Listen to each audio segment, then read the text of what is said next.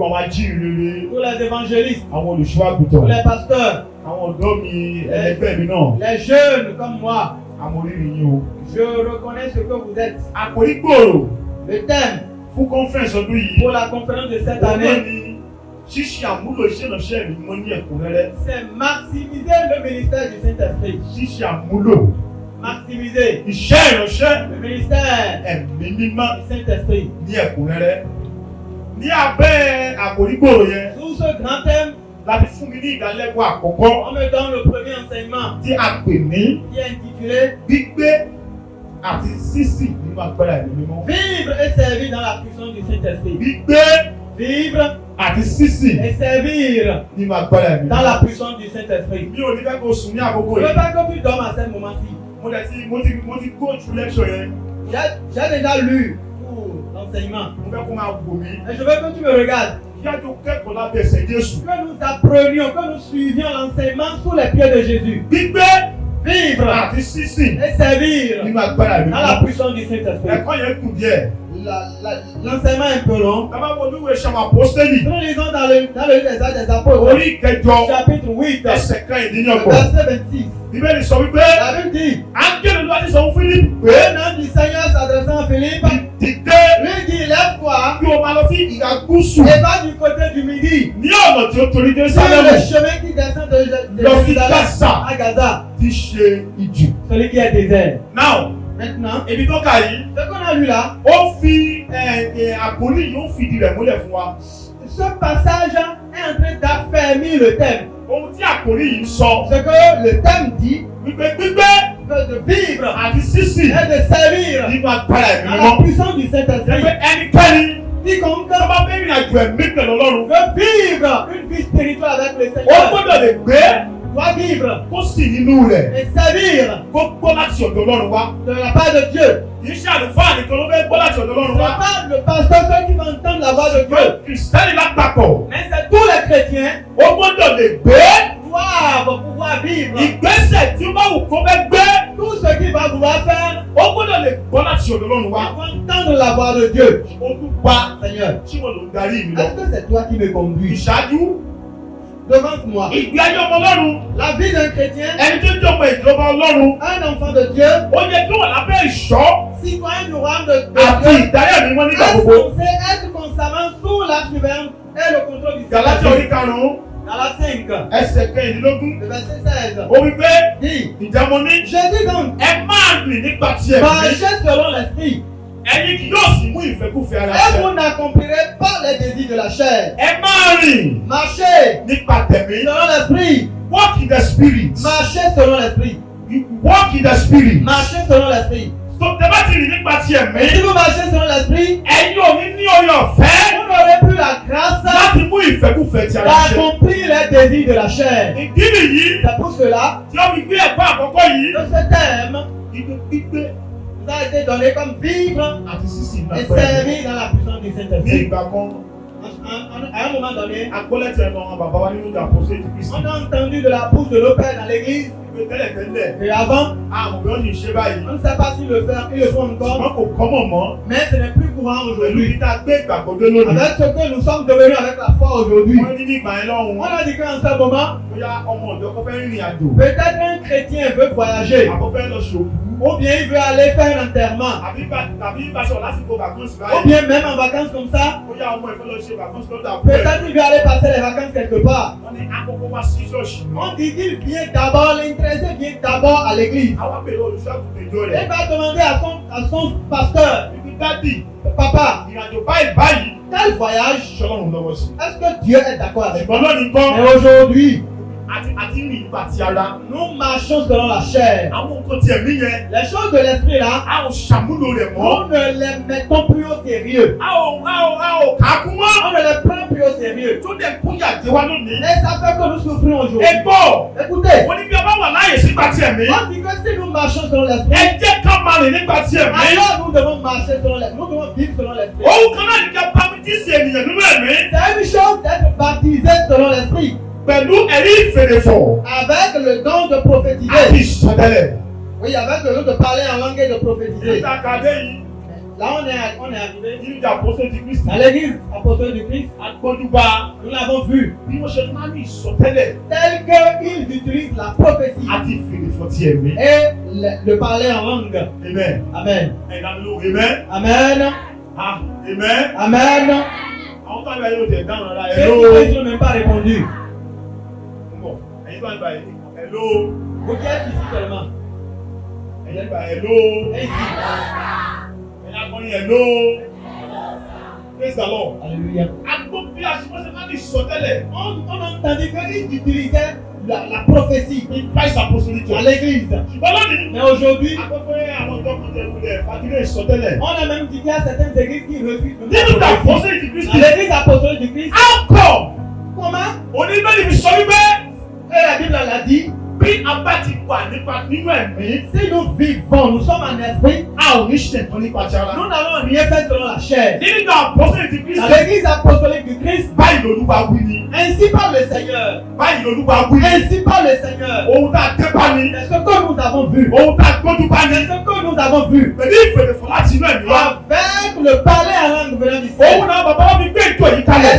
c'est avec cela que nos pères ont fondé cette église. Ìsọtẹ́lẹ̀ Mais la prophétie, ìfèdèfọ̀ le parler en langue, kó ló lọ lónìí. où est tout ça aujourd'hui? Wọ́n ṣe pastor conference kan ní ìgọ̀lọ́gbà yẹn náà. Ils ont fait une conférence des pasteurs. Àwọn akọrin tí wọ́n kọ níbẹ̀ lọ́dún yìí. Les choristes qui ont chanté ce jour-là, Wọ́n kọ ní kọlọ́dún yẹn. ils ont chanté. Ó ní ẹ wà ní mẹ́mórì mi. C'est encore dans ma Ó mémoire. ní ẹ sọ wípé. Le chant disait, Níbo ló lọ o? où est-ce qu'il est parti? Níbo ló lọ Où o? est-ce que c'est parti? Agbára ẹ̀mí mímọ́ La puissance du Saint-Esprit láti bẹ̀rẹ̀ nígbà ni. avec laquelle nous avons commencé Níbo l'enfant. ló lọ Où o? est cette puissance aujourd'hui? Gbogbo ẹni tó wà lẹ́gbẹ̀ẹ́. Regarde celui qui est à côté de toi. Gbogbo ẹni tó wà Regarde lẹ́gbẹ̀ẹ́. celui qui est à côté de Sọ toi. pé níbo ló sọ agbára yẹn sí. Dis où est-ce que tu as perdu ta puissance? Amen. Amen. Ṣùgbọ́n Mais, ó jẹ́ ohun mìíràn c'est une autre chose. C'est une autre chose kí a ti ọwọ́ ẹ̀mí mímọ́ dàbí qui èdè. est conduit par le Saint-Esprit. Àwọn tó ní ìfarawé ìwà bí Ọlọ́run Il y a des gens qui ont l'apparence de la piété. ní tòótọ́ Au présence du thème, kò ní ìgbé ayé non pas la vie, àti agbára ẹ̀mí mais la mímọ́. puissance du Saint-Esprit. Àwọn tí wọ́n gbé ìgbé ayé ìwà bí Ọlọ́run ní Ceux tòótọ́ qui vivent une vie de piété, wọn kò ní ìyà àti agbára ẹ̀mí mímọ́. vivent par la puissance du Saint-Esprit. Àwọn tí wọ́n gbé ìgbé ayé ìwà bí Ọlọ́run Ceux qui vivent une vie de piété, ìgbé nípa agbára ẹ̀mí mímọ́. vivent par la puissance du Wọ́n Saint-Esprit. lè sin Olúwa Et servent le pẹ̀lú Seigneur gbogbo ẹ̀mí wọn. toute leur vie. Hallelujah dáadáa o. Amen. Praise the Lord. Alléluia. Ẹ tábìlì bí ọ̀dọ̀ praise the Lord. Répondez, Alléluia. Ìgbé ayé ìwà mímọ́ La vie de sainteté pẹ̀lú ìwà bí Ọlọ́run avec la piété ó ṣe pàtàkì sont très importantes láti gbé ìgbé ayé pẹ̀lú nínú Ọlọ́run, the spirit of the Lord. pour rester dans l'esprit de l'Éternel. One of our lecturers, Un de nos enseignants, our family day, le papa Famoïdé, wọ́n sọ nípa olùṣọ́ àgùntàn. il a parlé d'un homme de Dieu. Wọ́n ní bàbá jẹ́ onírẹ̀lẹ̀ púpọ̀. Bàbá jẹ́ onírẹ̀lẹ̀. Il est que le papa là est très humble. Ìgbé ayé wọn ṣàpẹẹrẹ ìwà bí Ọlọ́run. Que sa vie démontre la piété. Bàbá wà very simple. Il est très simple. Ṣùgbọ́n ẹnìkan ṣàmì láàrin. Et quelqu'un doit dire Amen ce matin. Lórúkọ Jésù ò ní ṣubú o. Au nom de Jésus, tu ne vas pas chuter. Wọ́n máa mú ìbejì lọ sọ́dọ̀ bàbá. On amène des jumeaux vers papa.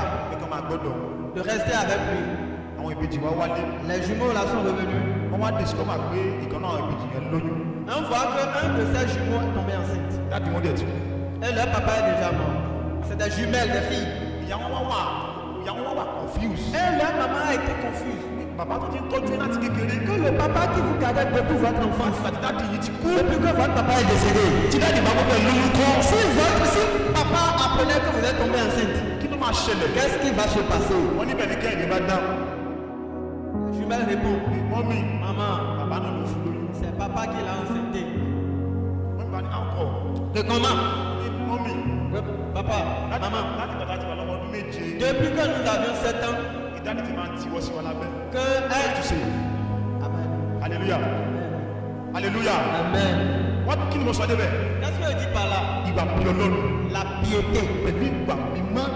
avec la sainteté. They work together. Ils marchent ensemble. Tó bá gbé ìwà bí Ọlọ́run nìkan rù sórí. Si tu as seulement la piété Yóò sí ìwà mímọ́ yẹn et tu bẹ́ẹ̀. n'as pas la sainteté en toi, You can't go far. tu ne peux pas aller loin. Praise the Lord. Mo ti ṣẹ̀yìn àbí hallelujah dáadáa o. Amen. Alléluia. ẹ̀yin ọ̀dọ́ ta mi lọ hallelujah. Alléluia.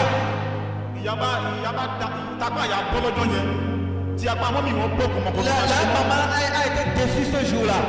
Peter ní ṣe níwà tó dá tó yẹ. Avec comment papa est bon, how come tó ṣe ṣẹlẹ̀. comment est-ce qu'il a pu faire cela? ẹnìkan ṣàmì láàárọ̀ yìí. Quelqu'un dit amen ce matin. ọfà àṣìṣe tó fẹ́ bà ọ́. Que cette flèche d'erreur, láàárọ̀ yìí ọlọ́run lè jìnnà sí ọ. le Seigneur l'éloigne de toi, amen. gbígbé ayé Vivre. wíwà láàyè ṣàpèjúwe ohun tó Vivre décrit l'état ohun tó sì ní ẹ̀mí d'une personne ayant la vie. tí kò tí ì di òkú. L'état en vie. èyí sọ nípa ohun tí ó sì wá. Vivre implique aussi l'existence. ohun tó sì wá sọ́ọ́dì ṣiṣẹ́. L'existence. a tún lè sọ pé ó jẹ́ ohun tó kojú òṣùwọ̀n Il pourrait également décrit comme étant tí continuellement kò sí ní ojú kan. sa journée non stable. wíwà láàyè ní dídàgbà Vivre, c'est grandir. dídójúbọ́ Devenir mature. níní ojúṣe Responsable. ṣe gbẹ́kẹ̀lé Sérieux. dídírì Fiable. àti wíwúlò nígbà gbogbo. Défendant et être continuellement utile. ìdàkejì rẹ̀ ní kíkú Le contraire de vivre, c'est mourir. Ce qui veut dire que, tí ó tún mọ̀ sí pé ce qui veut dire que, bí o kò bá sí láàyè si vous ne vivez pas, ti di òkú ẹ̀mí. alors vous êtes mort. ẹnìkan ṣàmì Que quelqu'un dise lórí amen. ọmọ Jésù òní di òkú. Dans le nom de Jésus, tu ne mourras pas. sísì Servir. sísì ní ṣíṣe àwọn ojúṣe kan Servir, c'est là de rendre des services. yálà fún àwọn mìíràn À certaines personnes à un niveau supérieur, tí ó jù wá lọ à un niveau supérieur, tàbí àwọn tí kò tó wa. ou à un niveau inférieur. sísì kì í ṣe ohun tí a ń ṣe lẹ́ẹ̀kan pé Servir, ce n'est pas une chose ponctuelle, ṣùgbọ́n ohun tí a ń ṣe mais c'est un exercice tí ó sì ń tẹ̀síwájú continu. láìsí àní-àní. Servir est pratiquement un exercice de vie. sísì jẹ́ ohun tí ènìyàn Ce qu'un homme ń fi gbogbo ojú ayé rẹ̀ ṣe. fait de toute sa vie. praise the lord praise the lord. Alléluia. wọ́n ní sísì yẹn On dit servir là, to serve. ó servir, jẹ́ ojúṣe kan tí ènìyàn gbọ́dọ̀ c'est ṣe. quelque chose que nous devons faire. gbogbo nígbà tí wà láyé Tout ce qui est vivant, wà serve. tu dois servir. that is by force. C'est obligatoire. òkú nìkan ni ò ní sìn. C'est un mort qui ne sert pas. wọ́n máa serve ṣáná ni. Tu dois servir. kó tó dé ìpele kan láyé. Avant d'atteindre un niveau de ta vie, wọ́n mọ̀ serve. tu dois servir. wọ́n máa serve. Tu dois servir. a wà láyé láti sìn. Nous sommes en vie pour servir. a sì ń sìn láti lè wà láàyè. Et nous servons pour être en vie. olùkúlùkù yìí tó bẹ láàyè ni ó gbọ́dọ̀ ní ìwà sísìn. Tous ceux-là qui vivent doivent sont appelés à servir. sísìn fún ipa pàtàkì nínú ìgbé ayé. Servir est important dans la vie. ó jẹ́ àmì gbígbé ayé. C'est ainsi qu'on est en vie. kìkì àwọn tó wà láàyè nìkan ló lè sìn. C'est ceux qui sont en vie seulement qui peuvent servir. kò ṣeé ṣe fún òkú láti sìn. C'est impossible pour un mort de servir. ìwọ ọ̀dọ́ tó wà bí. Toi, jeune ici, tó bá ti sọ pé ó sìn. tu dis que tu ne vas pas servir. ìyẹn ni kò ti dòkú. C'est que tu es mort. ìwọ ẹnìkan tó alẹ́ kó sọ pé mi ò ní dòkú. Dis, je ne vais pas mourir. a wà láyé láti sìn. Nous sommes en vie pour servir. gbogbo iṣẹ́ la máa ń sìn nínú ẹ̀. On sert dans beaucoup de choses. bó o bá fẹ́ di lecturer ó máa sìn. Si tu veux devenir enseignant, tu vas servir. bó o fẹ́ di olùṣọ́àgùtàn ó máa Tu sìn. veux devenir pasteur, tu vas servir. bó o tó bá dé pèrè kó máa di alábòójútó ó máa sìn. Avant d'être un surintendant, tu vas servir. ohun tó kọ́ mọ̀ lára àwọn ọ̀dọ́ òní ni pé Ce qui est promis avec tous les jeunes d'aujourd'hui est que nígbà tá a bá rí wòlíì Èsíkáyà lókè quand on voit le prophète Ézéchias, èmi náà fẹ́ dàbí ẹ̀. moi-même je vais être comme lui. kó tó débẹ̀ Avant d'atteindre ce niveau, wọ́n ti sìn. il a déjà servi. ohun tó kọ́ tẹ́lẹ̀ mi fi pín ìdánwò ní Ce qui ọ̀dọ́. fait que certaines personnes ils vont fonder leur propre église aujourd'hui. they don't want to serve. Ils ne veulent pas servir. praise the lord. náà ló praise the lord. Alléluia. hallelujah dada o. Alléluia. ẹgbẹ́ gbogbo ẹ̀kọ́ ló máa dùn ká o. Écoutez, tout le monde ne va pas devenir chef. Bọ́ládélé sọ pé lóun kan. Notre papa Oladele a dit quelque wọ́n chose. ní àlùfáà kan wà ní ìlú tàwọn. Qu'il y a un pasteur dans leur ville wọ́n náà ti ń darí ìjọ láì for like 20 years. et qui dirigeait l'église pendant quelque chose de 20 wọ́n ní ans. ṣùgbọ́n tí táwọn wà ní ìpéjọpọ̀ àwọn èèyàn lónìí. Mais si on est dans une assemblée des hommes aujourd'hui, wọ́n máa celebrate àwọn ìṣọ́nà nǹkan pé God's general. on va célébrer des gens comme un général. bàbá náà máa ń wò wípé Et le papa regardait, God's general. général de Dieu. àwọn tó wà ní abúlé yẹn. Ceux qui sont au village, ṣé wọ́n ṣe God's ils general. ne sont pas des généraux de Dieu. àbí ṣé torí bẹ́ẹ̀ gbórúkọ wọn Ou lókè. bien parce que vous n'avez pas entendu leur nom. wọ́n ní iṣẹ́ tó wà lábúlé bàbá táwọn for like 20 years. Que celui qui est dans son village pendant plus de 20 ṣé ans, kìí ṣe God's general ni. est-ce qu'il n'est pas aussi un général de ṣé Dieu? torí bẹ́ẹ̀ gbórúkọ wọn lókè. Est-ce que parce qu'on n'a pas entendu son nom, tó bá ti wà lájẹ́ si tu es vivant, yóò mọ̀ sáà. tu dois servir. praise the Lord. Gbogbo akọ́nà máa pèsè ipò. Ce n'est pas nous tous qu'on va appeler à être chef. Ṣùgbọ́n tó bá ti jẹ́ Kristẹni. Mais si tu es chrétien, Ìyẹn ló máa ìyẹn ò sọ pé kó má dèjọba Ọlọ́run. cela ne voudra pas dire que tu ne vas pas atteindre le royaume des cieux. Ìyẹn ò ní kó má dèjọba Cela ne Ọlọ́run. voudra pas dire que tu n'iras pas au ciel. Ẹnìkan wà mí sẹ́. Quelqu'un ici Tó maintenant ní àmì ṣe. peut dire Amen. Lórúkọ Jésù ò ní kùnà. Dans le nom de Jésus, tu ne vas pas rater. Agbára ti ẹ̀mí mímọ́. La puissance du Saint-Esprit. Agbára ti ẹ̀mí mímọ́. La puissance du Saint-Esprit. Agbára ti ẹ̀mí mímọ́ ń tọ́ka sí ipá. La puissance du Saint-Esprit fait référence à l'influence, Àjùlọ.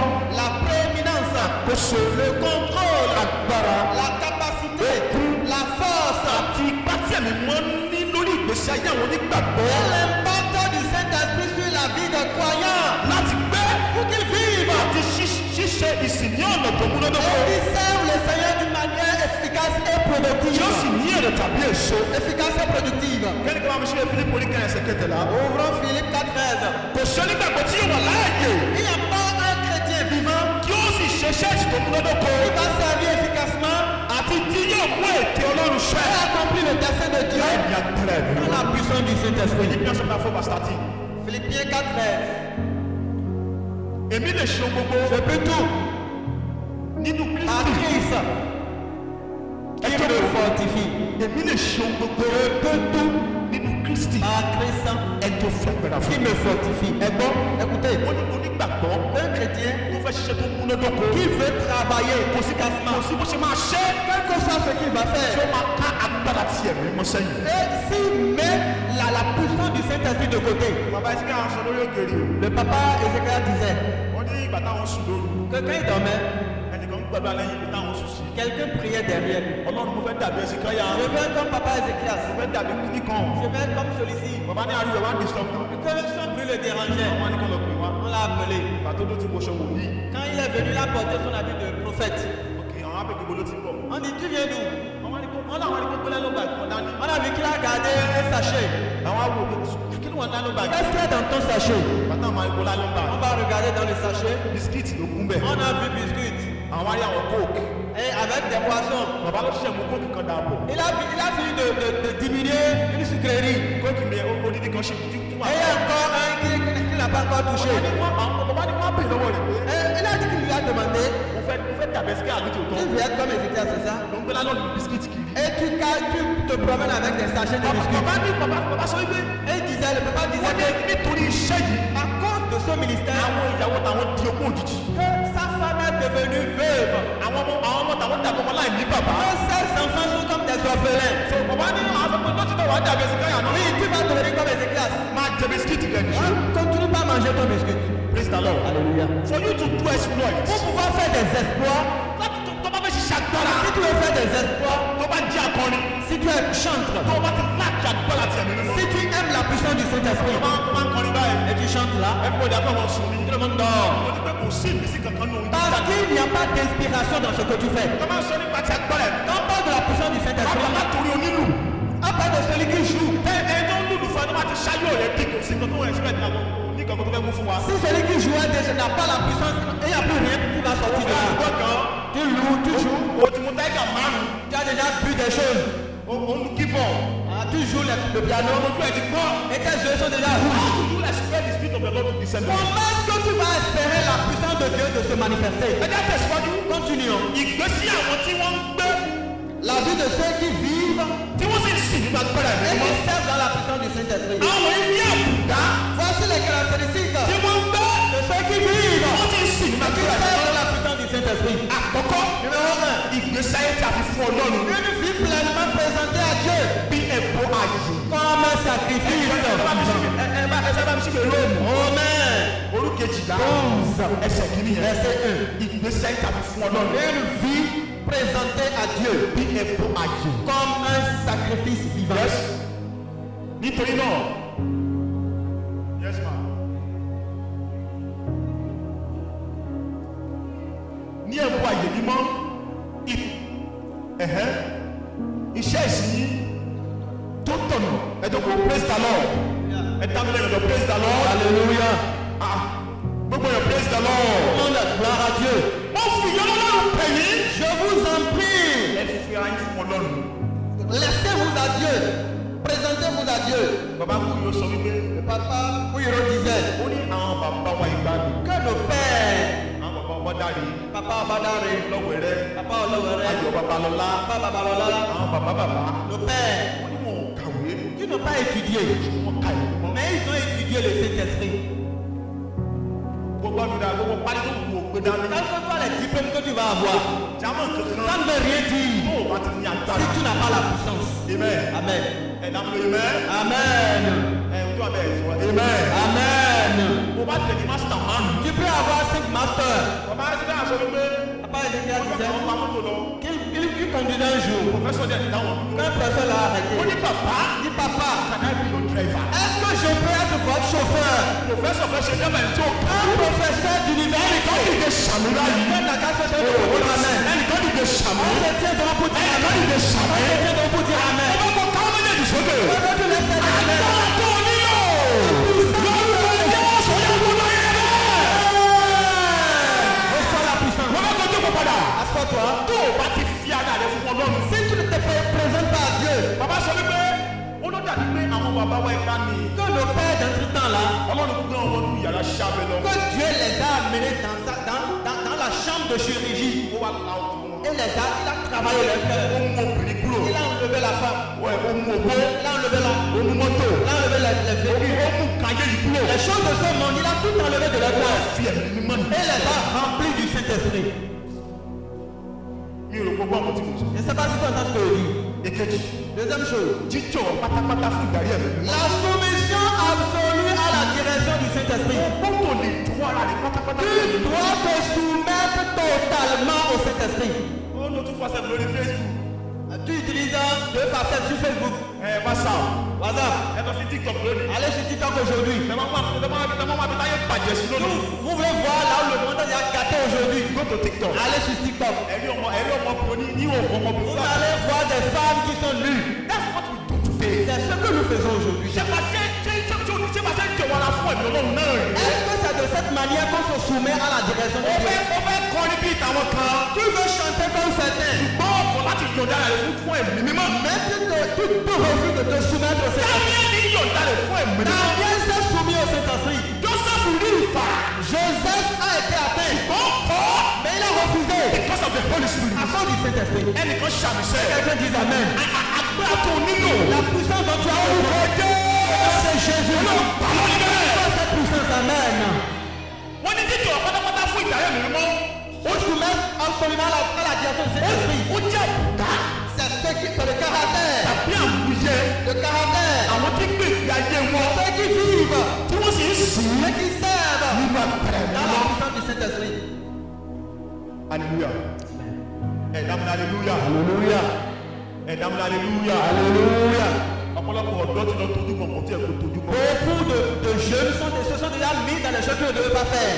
àníwò lónìí ọlọ́run pé On va aujourd'hui, Dieu les appelle. nígbà tó ṣe bí ọdún méjì mẹ́ta. Mais après 2-3 ans, àwọn náà fẹ́ rí ìran. lui aussi il veut commencer par avoir de vision. ẹnìkan bá mi sọ̀rọ̀ lọ́jọ́ kan. Quelqu'un me disait un jour, ní pásítọ̀. dit pasteur, ó ní ewé kan wà. il y a une feuille. ṣé mo ní wàá lọ já báyìí. Est-ce qu'on ne va pas chercher cette feuille-là? máa já ewé yẹn. Que si je trouve cette feuille-là, máa tó sójú báyìí. que si je mets un peu cette feuille sur mes yeux, ó ní mo máa ríran bí àrá. on va voir comme quelqu'un qui rêve. ó láyé máa dá ìmọ̀ ó láyé máa dá ìwọ̀n tó dá díẹ̀ lọ. Que le monde va me condamner que mon père. ó ní máa ti wá tẹ̀sán ní tán. Et dit que si je finis de mettre ça sur àwọn mes ọmọ yeux, máa dá pẹ́lẹ́ mẹ́ta sí i. et je vais faire 3 cicatrices, mais comment vous les appelez? ṣé ṣé ọlọ́run náà nìyẹn. Est-ce que c'est l'œuvre de Dieu ça? that is what we do today. C'est ce que nous faisons aujourd'hui. because kò dá àrẹ tó wọn fún ẹ̀mí. Parce qu'on ne se soumet pas au Saint-Esprit. náà lè yọ̀ǹda fún ẹ̀mí. On ne se soumet pas au Saint-Esprit. àpò ẹnìkan lè sọ pé ẹ̀mí mímọ́. Regarde quelqu'un qui Saint-Esprit. ìfọdà sọ pé ẹ̀mí mímọ́. Qui Saint-Esprit. wọ́n ní agbọ́dọ̀ pé títí bàbá Jídé fi kú. Ah, jusqu'à la mort de notre papa Babájídé. ẹ̀mí mímọ́ ni bàbá. Ẹ̀mí mímọ́, il disait. ẹ̀mí mímọ́ ló fọ́ Saint-Esprit, Saint-Esprit. ìjẹta Troisième chose. wọ́n jẹ́ ni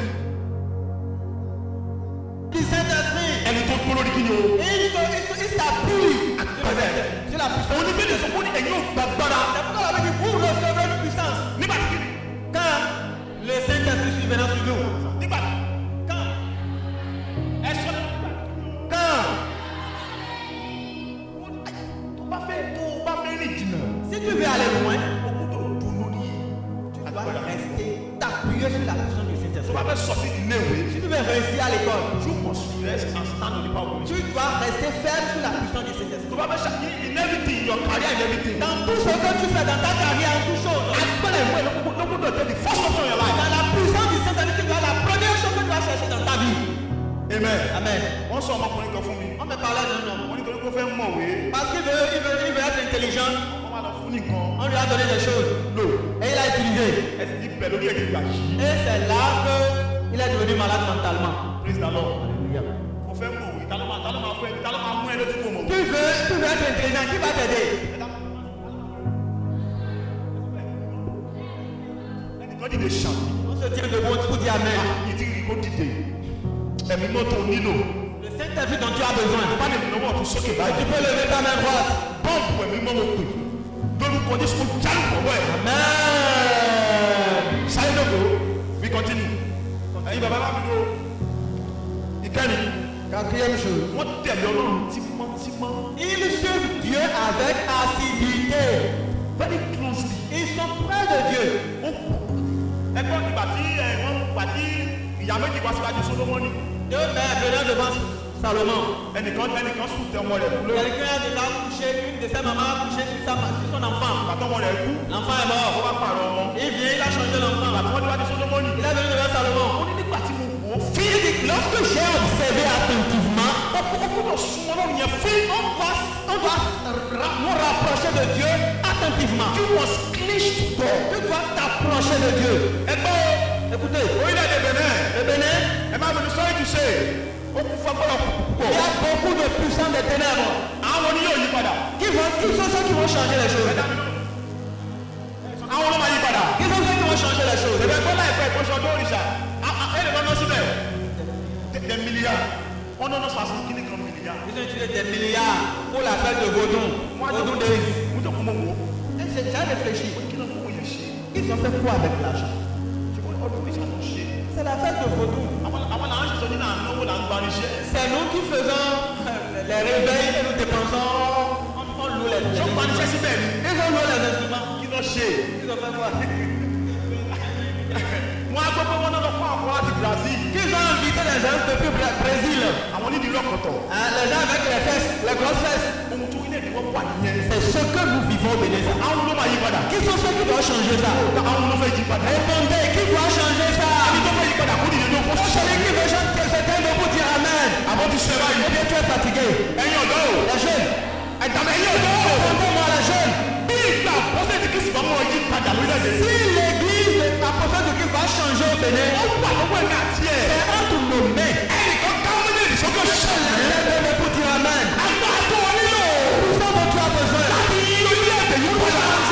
Lórúkọ Jésù agbára yẹn pọ̀ lórí. Cette puissance au nom de Jésus. Amen. Sáré jókòó padà. C'est toi vite. Tẹ̀lé Ọlọ́run tímọ́tímọ́. Se rapprocher de Dieu. Sí tímọ́tímọ́. Servir Dieu. Bíbélì ó ní wọ́n ti ẹlẹ́dàá rẹ̀ nísinsìnyí. La Bible dit, souviens-toi de ton Créateur maintenant. Nígbà ègbé rẹ̀. Pendant ta jeunesse. Nígbà tí ọjọ́ ìpín ò tí ì pé. Et les jours de malheur qui sont encore là. Kí ló fi ègbé rẹ̀ ṣe? Qu'est-ce que tu fais avec ton enfant? Kí ló fi ìgbà ọjọ́ rẹ̀ ṣe? Qu'est-ce que tu fais avec ta jeunesse? Ìgbà ọjọ́ rẹ̀ kó súnmọ́ lọ́rùn. Ta jeunesse, ça maintenant tu dois te rapprocher de Dieu. Tẹ̀lé ká yé kiri. Et tu suis le monde. Ẹ wo bẹ́ẹ̀ táwọn ọ̀dọ́kùnrin ń gbé lónìí. Regardez ce que les jeunes gens font aujourd'hui. Gaima. Les gars, Wọ́n fẹ́ lówó òjijì. ils veulent avoir l'argent. Wọ́n fẹ́ kú machine tí bàbá wọn kù. Ils veulent rouler les motos, les véhicules que leurs parents n'ont jamais roulé. Ọmọ ẹ tí yẹ ṣùgbọ́n masáré Venza. Un enfant de 18 ans va acheter Venza. Ẹ dáhùn sọ́kò ní báyìí. Il ne va pas tuer les gens. Bẹ́ẹ̀ ni ẹjọ́ bá lè fi àwọn ọ̀dọ́ mi wà lónìí ẹjọ́ bá ti gbé Oui, et nos filles aujourd'hui, s'ils voient ça, kí náà gbọ́kọ̀ machine yẹn náà. comment on appelle la moto? Wavers. Wavers. Wọ́n ti fi wá síwájú yí báyìí. Elle voit que Wave, elle se met là. Wọ́n ní yẹ ọkùnrin gbé. On va dire, ah, c'est un homme ça.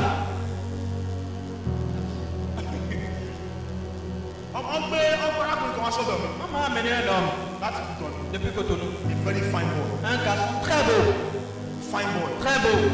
Pàtó gbé lọ́dọ̀ mi. On me l'a amené. Ẹ máa ń sọ̀rọ̀ wọn kó ṣe máa wò ní lélẹ̀. Si vous parlez, c'est comme ça, regarde. Ó ti lọ tójú gbọ̀n kò tí ẹ̀ kò tójú Il gbọ̀n. a déjà regardé des choses qu'il ne doit pas regarder. Mo ṣe ní tí ó bẹ̀ sí bá mi sọ̀rọ̀. J'ai fait, il a commencé par me Mo ní parler. ọmọ ọdún mélòó ní ọ̀? J'ai dit, tu as quel âge? Ó lóun ní 17 years. Il a dit qu'il a 17 ans. kí ló ṣe kí ló Qu'est-ce ṣe que tu as fait? ó ní gáìmà làwọn ṣe. Il a dit qu'il est cybercriminel.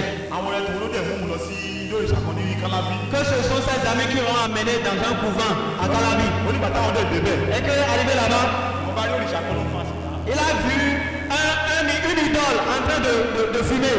wọ́n á ní kó fa sìgá ìkó náà fa díẹ̀. Et on lui a dit de prendre ça pour fumer un peu. tó bá ti fà á. Que quand il va fumer, tó bá ti tẹ fóònù. quand il va appuyer son portable, olóyìnbó máa dàrú lọ́hùn. le cerveau des blancs là ne va plus fonctionner normalement. ìgbà lè máa sẹ́ǹdì owó Pour sí. que le blanc puisse lui envoyer de l'argent.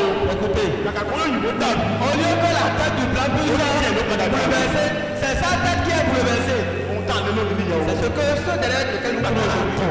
Lorsque nous avons refusé dára wá sí de àfihàn. nous soumettre à Dieu. tó o bá ní ìbùsẹ̀ kó o lò. Si tu marches tel que tu dois marcher, ó lówó. tu auras l'argent, tu auras la gloire. ẹ dá tẹ̀síwájú. Continue. wọ́n máa ń tà. five sa. wọ́n máa ń tà. Lise, wáìlẹ̀jì. il étudie, àti ṣíṣe àṣàrò. il médite, àti ṣíṣe àmúlò ọ̀rọ̀ rẹ̀. ils agissent selon la parole de Dieu. Joshua 1:8. Josué 1:8. ọ̀rọ̀ náà tó jẹ́ tiẹ̀ mí. La parole de Dieu est le meilleur repas spirituel. tí ó dára jùlọ. Le meilleur repas spirituel. tí ó lè jẹ́ láti fún Tu ẹ̀mí. peux prendre pour nourrir ton esprit, ọkàn tí ara wa ní ton òkú. âme et ton corps, fún ìgbésí ayé tó múnádóko. afin de vivre àti iṣẹ́ et ìsìsẹ́ de servir Dieu. Joshua 1:8. Josué 1:8. Que ce livre de la loi ne s'éloigne pas de ta bouche. Yes sir. ṣùgbọ́n ìwọ máa ṣàṣàwí lè ju ẹni. Jouer nu. Oui. Afin d'observer et d'agir selon tout ce qui est écrit.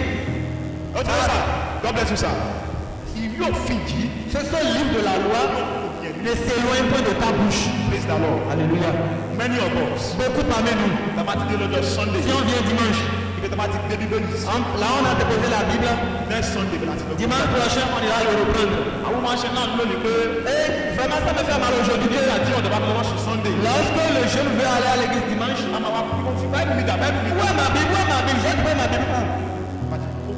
ìbàdí ẹgbẹ́ kò mọ̀ bí tó sọ sí mọ́. Mamie ne sait pas là où il a déposé ça. wájú pé náà ní ọ̀sẹ̀. Si c'est qu'il a déjà touché à ça dans la semaine, Sunday. il a le dimanche, il reste vite, retrouver ça là où il a déposé. ìwé òfin yìí. Et ce livre de la loi, wá tún kù lẹ́nu rẹ̀. ne s'éloigne pas de ta bouche. ọ̀rọ̀ Ọlọ́run. La parole de Dieu, ó jẹ́ èyí tó dára jùlọ. c'est la nourriture la plus forte tó mú ní dàgbà. qui fait grandir. Écoutez, bí a bá gbin àgbàdo. si on sème le maïs tó bẹ̀ sí wù. et que ça pousse tójú ọ̀rọ̀ sí mọ́. et il n'y a pas la pluie, ẹ dá mi lọ kí ló máa ṣẹlẹ̀ fún. qu'est-ce qui va arriver à ce maïs semé? ó máa gbẹ. bẹ́ẹ̀ náà ni kìrìsìtẹ́nì. C'est ainsi le chrétien tó fàyè rẹ̀ fún Jésù. qui a donné sa vie à Jésus. ọ̀rọ̀ náà mi ò lọ. Et que la parole de Dieu n'est pas en lui. báwo láyé yóò ṣe rí. Comment est-ce que sa vie sera? báwo láyé yóò ṣe rí. Comment sera sa vie? báwo kí ni ìgbà yẹn kí ló bá sọ. Qu'est-ce qu'il va dire? Qu'est-ce qu'il va faire? má fi ọ̀rọ̀ náà ọ̀rọ̀ náà ṣe ọ̀tá. Ne fais pas de la part de Dieu. bí ọ̀rẹ́ rẹ. Prends la part de Dieu comme ton ami. bí ọ̀rẹ́ rẹ. Prends la part de Dieu comme ton ami. meditate ni. Médite dans la parole de Dieu. ibi ni. Sors dans la parole de Dieu. read every time. Lis-le en tout moment. máa kà á ní gbogbo ọgbà. Lis-le en tout moment. gẹ́gẹ́ bí ọ̀dọ́ En tant que jeune, láti dàgbà. afin de grandir. ìkẹfà. Sixième chose. gbígbàdúrà nígbà gbogbo. Il prie en tout moment. amen. mo ń gé kúkú torí time. À cause du temps. gbígbàdúrà nígbà. Priez en tout moment. àdúrà ní okùn ẹ̀mí ìbáṣepọ̀ wa pẹ̀lú Olúwa. La prière est le fil conducteur de notre relation avec le Seigneur. nínú wíwà láàyè fún. Si nous voulons vivre àti sísí. et servir nínú agbára. dans la puissance du Saint-Esprit. àdúrà La prière àdúrà kì í ṣe dídá sọ̀rọ̀. n'est pas un monologue. láì gbèsè. Un monologue sans retour. ṣùgbọ́n àjọṣepọ̀ láàrin ìgbà Mais un dialogue entre toi et le Saint-Esprit. wẹ́n tó wà lẹ́gbẹ̀ẹ́. Regarde celui qui est à côté de toi. ìnáwó rẹ̀. Demande-lui. sọ pé ṣé o ń gbàdúrà. Tu pries. Demande-lui. Tu pries. ìlẹ̀ sọ pé ṣé o ń gbàdúrà. Est-ce que tu pries? ẹ̀gbọ́n lórí wọn ni wọ́n sáàdúrà ó lọ. Viens. Viens à la prière. Alors, avec toi, on va prier.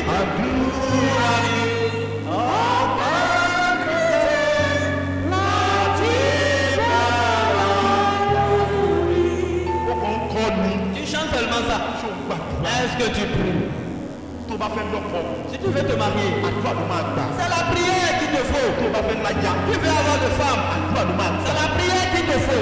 ọkùnrin bí Dèlílà pọ̀ láyé. Parce que les femmes comme Delilah sont nombreuses sur la terre. bẹ́ẹ̀ni Oui. obìnrin bí Jésébélì wọ́n pọ̀ láyé. Les femmes comme Jézabel sont nombreux. wọ́n yóò ṣe bẹ́ẹ̀ yọ̀ dáadáa sí o. Elles vont faire comme de bonnes personnes. wọ́n tó bá ti gbé délé báyìí. Mais après le mariage, ṣùgbọ́n pẹ̀lú àdúrà. mais par la prière, gbogbo ní ṣíṣe. tout est possible. 7. kíkéde Jésù Kristi Olúwa ní ayé. Évangéliser le monde avec l'évangile de notre Seigneur Jésus-Christ. kíkéde Jésù Kristi ní ayé. Évangéliser le monde. ohun tí gbígbé àti sísìn nínú Ọlọ́run máa ṣe fún wa nìyẹn. C'est les caractères de celui-là qui vit et qui servent dans la puissance du Saint-Esprit. ọ̀dọ́ tó wà mí kó náwó sókè. Un jeune ici. mo jẹ́ ọ̀dọ́ náwó sókè. Je suis jeune, il faut lever ta main. mo jẹ́ ọ̀dọ́ ṣe báyìí. Je suis jeune. Lève ta main. àwọn ibì kan wà lórílẹ̀-èdè wa lónìí. Il y a certains endroits dans notre pays. bí ìjọ àpọ́sẹ̀ ìdí Kristi máa máa dé bẹ̀. Si l'église apostolique de Christ va atteindre cet endroit, ó tọwọ́ ẹ̀mí àti ẹ̀. c'est toi et moi. because bí wọ́n ṣe lè sáré. Parce que tel que tu peux courir, bàbá rẹ̀ lè sáré bẹ́ẹ̀. mon papa ne peut plus courir comme ça.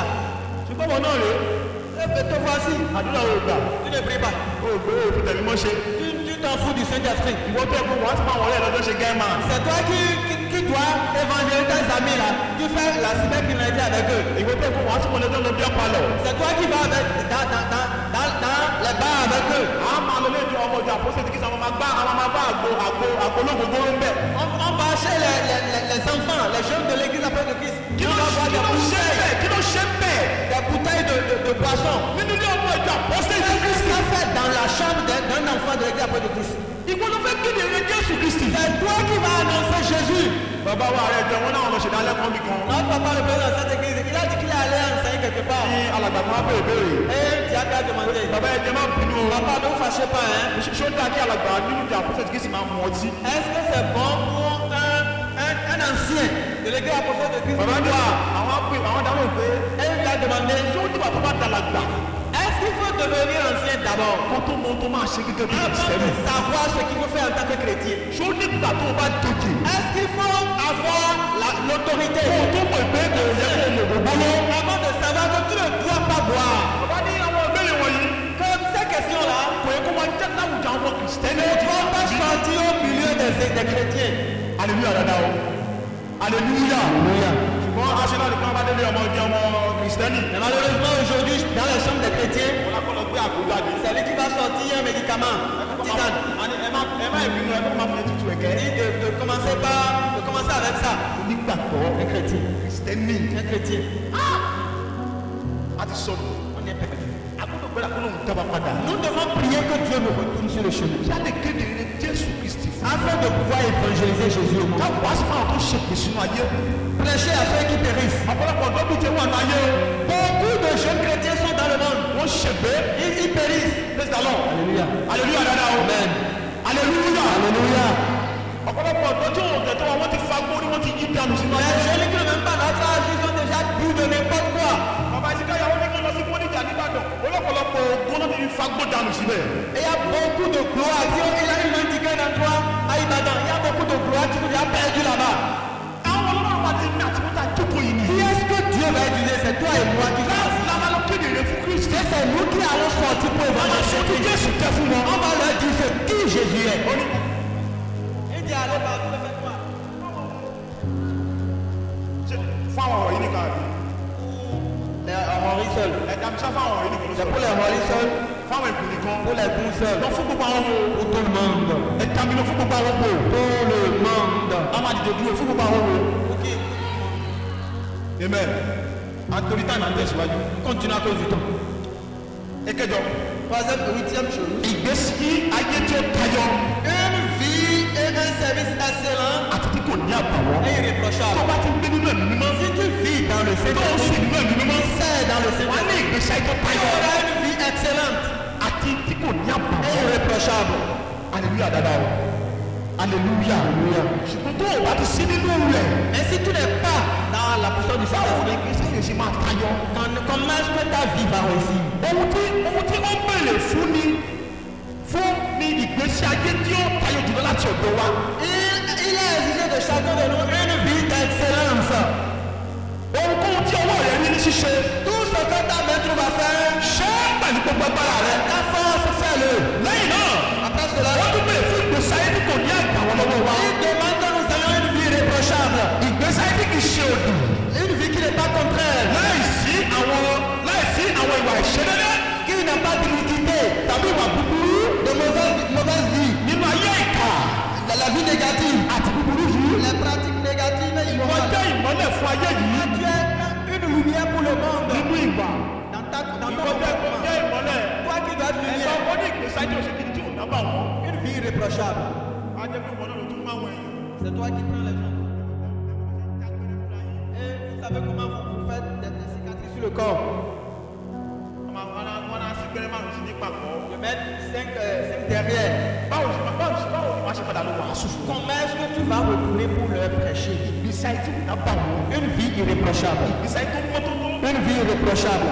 kẹsàn-án Neuvième chose. ìrẹ̀lẹ̀ L'humilité. ìjẹ́ olótìtọ́ La loyauté. àti ìgbọ́ràn. Et l'obéissance. ọ̀pọ̀lọpọ̀ ọ̀dọ́ lónìí. Beaucoup de jeunes aujourd'hui. ló sọ pé mo lè ṣe é. Je peux le faire. gbé mi síbẹ̀. Mettez-moi là. gbé mi síbẹ̀. Mettez-moi là. ṣùgbọ́n Mais ìgbà míì ọ̀dọ́ mi wà èrú ń bọ̀ wá láti sọ pé àrùn bọ̀ ọba láti sọ pé ẹja gbẹ́lágbẹ́lá sí pò báyìí. il y a le père qui ont peur. Mais est-ce qu'on peut mettre ce jeune à ce niveau? àkókò ìrẹ̀lẹ̀ ò sí mọ́. Parce qu'il n'y a plus l'humilité. ìkéde ìjẹ́ olótìtọ́. Être la loyauté. wọ́n ti wá di ẹ̀rú ní ìjọba ní pé bọ́dọ̀ alágbẹ́jẹ́ ẹ máa tọ́jú owó yìí. On ne peut plus confier de l'argent à quelqu'un dans l'église aujourd'hui. ẹ lọ bá kẹbẹ̀rẹ̀ ní ọjọ́ kẹta sígbà tẹ̀sán oṣù. 3 jours après, aller lui demander l'argent que vous lui avez confié. ó máa fún mi sórí. Il va commencer par raconter les bẹ́ẹ̀ histoires. mi Et ainsi, òun náà ń dúró ó ń dúnàdúrà lui-même, il voulait, coûte que coûte, láti gba ìpè kan mú.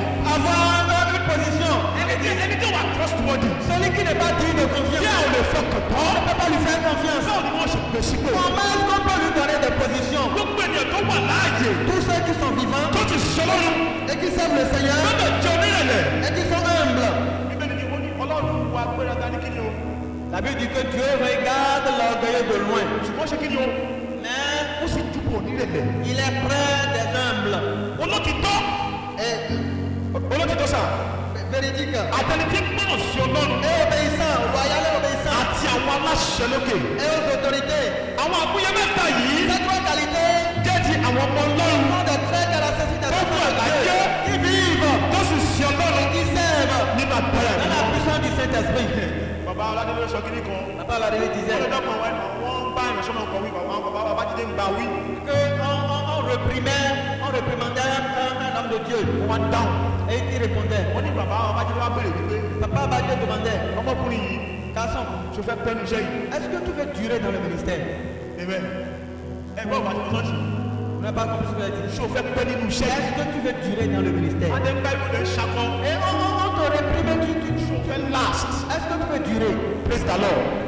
tó bá wà ní kòkòrò ni mo pé àwọn kan ti wà bẹ́ẹ̀. Si tu es à une position aujourd'hui, sache qu'il y a certaines personnes qui ont déjà occupé cette position. sọ́ọ̀lù tó ṣàìgbọ́ràn. Saül qui a été désobéissant, ọlọ́run fún àìlórí sọ́ọ̀lù.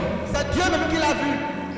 Il a vu qu'il est beau. ó fáìn. Il est beau. ṣùgbọ́n kọ́ ọlọ́run fún àìlórí padà kọ́. Mais Dieu l'a rejeté torí àìgbọ́ràn. à cause de sa désobéissance àìjẹ́ olótìtọ́. et à cause de sa déloyauté. Dixième chose. wọ́n di aṣojú kristi tòótọ́.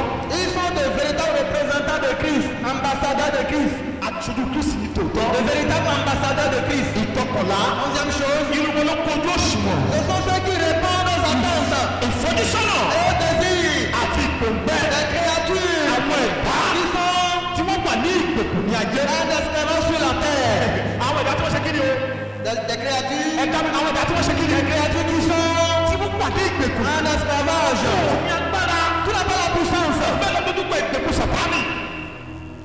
ó ní agbára. Tu n'as pas la puissance. wọ́n fẹ́ dúdú pé ìgbèkùn sàtáni. Tu veux aller à l'encontre de la puissance de ton âme. máa pọ̀. Comment est-ce que tu peux le faire? báwo ló ṣe fẹ́ ṣe. Comment est-ce que tu peux le faire? how do you want to do. Comment est-ce que tu peux le faire? ó lè gbà wẹ̀. Tu ne peux pas jeûner. ẹlẹ́ni tó máa sọ ọ́ sáwẹ̀ báyìí. Si on nous demande de jeûner maintenant, náà bá múra wọn afẹ́ra fẹ́ lómi. si on le fait, on ne sait pas faire, on soit bien de mettre l'air kó tó dago mẹ́ta ọ̀sán. avant 15 heures. ẹlòmí àti máa gbàtẹ́gùn. Certaines personnes auraient besoin de... ẹlòmí ti pa ọmọ ọgbẹ́ inú. Certaines personnes mentent, ils disent qu'ils savent. ó ti sá fún àwẹ̀. Et ils fuient le jeûne. ó lè fẹ́ pọfẹsáì. Et tu veux prophétiser. ó fẹ́ ríran. Tu veux voir. ó fẹ́ bèlẹ̀.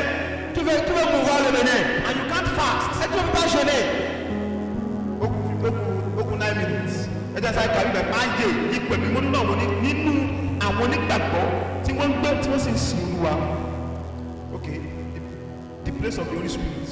La place du Saint-Esprit dans la vie de cette personne. Àkọ́kọ́, Première chose. ẹ̀mí mímọ́ kún wa fún àwọn èso ti ẹ̀mí fún ìgbé ayé. Le Saint-Esprit nous équipe de cet fruit pour vivre.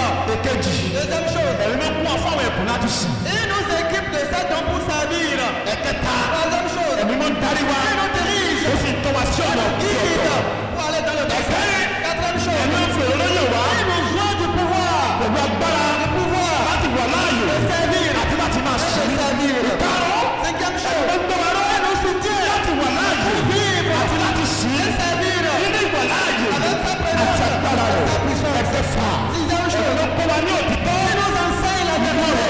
La parole de Dieu. Ẹ̀keje, Sixième chose. Septième. ẹ̀mí máa ń fi ọkàn àwọn bàbá hàn wá. Il nous révèle la pensée du Père. Ẹ̀kẹjọ, Huitième chose. ẹ̀mí máa ń ràn wá lọ́wọ́ Nous aide à vaincre lórí ẹ̀ṣẹ̀ le péché ti et Sátánì. Satan. Ní ìparí, Pour finir, gbígbé vivre àti sísìn la lọ́sẹ̀ vie de la puissance du Saint-Esprit. ní ìgbé ayé tó ga C'est la jùlọ. vie la plus grande, Tí ó ní adùn la jùlọ. plus douce, Tí ó sì dára jùlọ. la plus meilleure. Tí ọmọ náà lè gbé ayé. Que l'enfant de Dieu puisse vivre. Mo ń gbàgbọ́ àwọn onígbàgbọ́ nínú Kristi Jésù àríyànjú. Voilà donc chaque croyant en Jésus-Christ Láti wá à le rechercher, à y aspirer, lépa rẹ̀. et à poursuivre, Kí wọ́n sì dúró nínú rẹ̀. et à y demeurer. Ní ti sọ òtítọ́. En réalité, Àwọn ènìyàn tó ní agbára la personne puissance lórí ilẹ̀ ayé. à la terre Ní àwọn tó wà láàyè. sont celles qui vivent Tí wọ́n sì ń sìn et nípa qui agbára sèrent wọn. dans la puissance du Wọ́n Saint-Esprit. ṣàkóso ìgbé ayé. Elles sont contrôle à la fois Ti ara. du domaine physique et du domaine spirituel. Donnez-nous debout. Mo sọ tẹ́lẹ̀. Je prophétise. Kì í ṣe pásítọ̀ nìkan ló nílò Je l'ai déjà dit. Ce n'est pas seulement le pasteur qui a besoin du Saint-Esprit. Yìí nìkan kọ́ ló nílò Ce n'est agbára. pas seulement le prophète. Lọ gẹ́gẹ́ bí ọ̀dọ́. Toi, en tant que chrétien, Bí akọni. en tant que choriste, You need the power of the Holy tu Spirit. as besoin de la puissance du Saint-Esprit. Without the power of the Holy Spirit, Sans cette puissance du Saint-Esprit, you are nothing. tu n'es rien. Asán ló kàn Tu ṣe. es vide, tu es vide. Ọmọ yẹn káwọ́ méjèèjì sókè. Levons nos deux mains. Láti ṣẹ́jú márùn-ún. En 5 minutes. You need the power of the Holy Spirit. Tu as besoin de la puissance du Bible Saint-Esprit. says, La Bible dit ó láwọn tó bá mọ Ọlọ́run wọn. que ceux qui connaissent leur Dieu, Wọ́n á ṣiṣẹ́ agbára. ils feront des exploits. Wọ́n ẹnìkan lẹ́gbẹ̀ẹ́. Regarde quelqu'un près de toi. Sọ́kọ́ sọ fẹ́ ṣiṣẹ́ agbára. Qui tu veux faire des exploits, Nígbà kan níbi àpòsílẹ̀ ti Kristi. à un moment donné, dans l'église après du Christ, Bí akọni bá ń kọni. si un chante, Àmàlí fara ẹ̀mí mímọ́. on voit la manifestation du Saint-Esprit. Nígbà kò nílò ká pàtẹ́wọ́. Et en ce moment, on n'a plus besoin d'aclamer. Ká tó gbọ́ báyìí lolúwa wí. Vous allez entendre ainsi par le Seigneur. Lónìí, Mais aujourd'hui, a ti sọ di 2 hours. on va faire réveil A ò fọ́ par ọ̀rọ̀ kan mọ́. on va rien entendre. Àti kó nínú ìgbé ayé tí On a Ọlọ́run. déjà quitté la voie de Dieu. Àti gbé nǹkan tí ara bọ̀. Et on s'est déjà mis les choses de la chair. Àti gbé ara Sátánì wọ̀. On a déjà porté la chair de Satan. Ìtọ́jà ayé ló wà lọ́kọ̀ wa. De la chair qui sont en nous. Bí a ṣe kó ọ̀rọ̀ ayé jọ. Comment rassembler les richesses de ce Lọ́wọ́ monde? méjèèjì sókè. Lève tes deux mains. Ẹ ti dúró kíbọ̀. Ẹ ti dúró. Ẹ ti dúró. Ẹ ti dúró. Mo fẹ́ kó máa Fermez sọ̀rọ̀. les yeux, fermez les yeux. Ẹ ti dúró kíbọ̀. Ẹ̀mí mímọ́. Saint-Esprit. Sọ́tẹ̀lẹ̀ ẹ̀mí mímọ́. Saint-Esprit, dis après moi, Saint-Esprit. Mo fẹ́ ní ìbápàdé rẹ̀. Je veux te rencontrer. Ẹ̀yin akọni ẹ̀ sọ̀tọ̀ bá sọ̀rọ̀. Náwó sókè dáadáa. Mo ní bí ìṣẹ́jú mẹ́rin sí. J'ai encore 4 minutes. I have 4 minutes. 4 minutes. Ẹ̀mí mímọ́. Saint-Esprit. Sọ dáadáa ẹ̀mí mímọ́. Saint-Esprit. Mo fẹ́ ní ìbápàdé. Je veux te rencontrer. Ìyàrá agbára tó mú bàbá lọ làwọ̀. La chambre haute dans laquelle tu Ẹ as kọ́ mi lè ṣe fait Babalola. ìyàrá agbára tó mú bàbá jíde wọ̀. La chambre haute. La chambre Mú mi wọ yàrá agbára lọ. Kẹ́nìkan bá mi kọ́. Mú mi wọ yàrá agbára lọ Jésù. Ẹ kọ́ ilé yìí lóhùn yẹn. yàrá agbára lọ. Àti mi ò jẹ́ kọrin yìí dáadáa kọ́ dáadáa bí tó wà.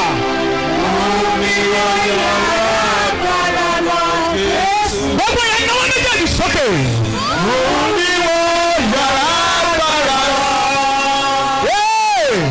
Yàrá agbára tó mú bàbá lọ làwọ̀. Báyìí mo ṣáàdà lọ bàbá. Yàrá agbára tó mú bàbá jíde wọ̀. Mú mi wọ yàrá agbára lọ. Wọ́n bí wọ́n máa gbé ẹsẹ̀ báyìí. Ọlọ́run mi lágbára yìí tọ́ sí. Mo máa gbé ẹsẹ̀ bí mo Lève ti tes pieds, lève tes pieds que je fais. Mo fẹ́ kí gbogbo orí rẹ̀ máa ṣiṣẹ́. Mo ní bí ìṣẹ́jú méjì sí. Encore 2 minutes. Láàrin ìṣẹ́jú méjì yìí. Pendant ces 2 minutes, Something different can happen. quelque chose de différent peut se passer. Holy Spirit will move with Le power. Saint-Esprit va manifester, va se You will manifester. receive the power to do Pour exploit. recevoir la puissance pour faire des Ọlọ́run exploits. kò máa sọ Ọlọ́run. Je dis, tu vas dire, Ẹ̀mí Seigneur, mímọ́. Saint-Esprit, Èmi mo nílò agbára j'ai yìí. besoin de ta puissance. Mo fẹ́ gbé nínú rẹ̀. Je veux demeurer I en want toi. to live in you. Je veux demeurer Mo en fẹ́ toi. gbé nínú rẹ̀. Máa sọ báyìí máa sọ. I want to live in you. I want to live in you. Mo fẹ́ gbé nínú rẹ̀. Je veux demeurer en toi. Je veux demeurer en toi. Begin to say.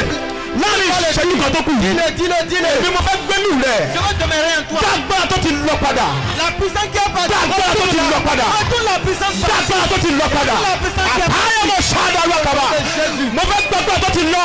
Je veux I revoir want to receive the power that has been lost. cette puissance qui est Mo fẹ́ perdue. gbàgbára yìí. Je veux recevoir cette Mo fẹ́ puissance qui est gbàgbára perdue. yìí. Donne-moi cette Mo fẹ́ gbàgbára yìí. Remplis-moi de cette Mo fẹ́ puissance. Jésù Olúwa wa. Gbàtàgbára Ọlọ́run dé. Ní ọjọ́ Pẹ́ntíkọ́sì. Ojú sọ̀nà báyìí. Ẹnìkan kó sọ lára àkọ́rin bẹ̀rẹ̀.